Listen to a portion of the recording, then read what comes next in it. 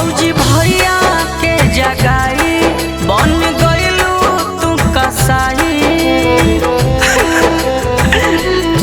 भौजी भैया के जगाई बन गइलू तू कसाई। ठीक कइलू नहीं छोटू के मार के काहे देखल नहीं गइल हमारा प्यार के। कैसे जियबे भौजी बिना यार के काहे देखल नहीं गइल हमारा प्यार के। कैसे जियबे भौजी बिना यार के। अपने रिकॉर्डिंग स्टूडियो दिल्ली।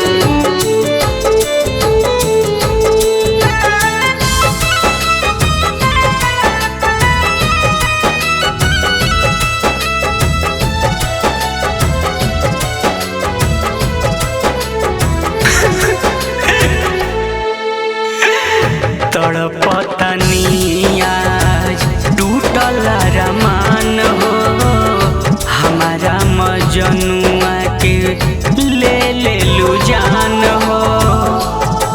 हाँ तड़पतनी आज टूटल रमान हो हमारा मजनुआ के ले लू जान हो। तू पलट देलू पासा दया आयल नहीं पूरा परिवार के काहे देखल नहीं गइल हमारा प्यार के। कैसे जियबे भौजी बिना यार के काहे देखल नहीं गइल हमारा प्यार के।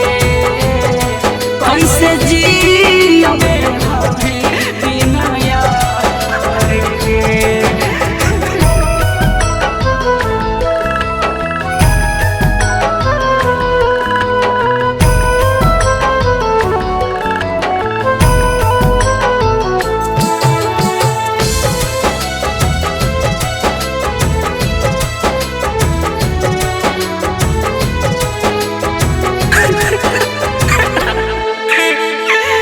डहकता दिल मोर लहकता आगी मार देलू जान के करेंटवा से दागी।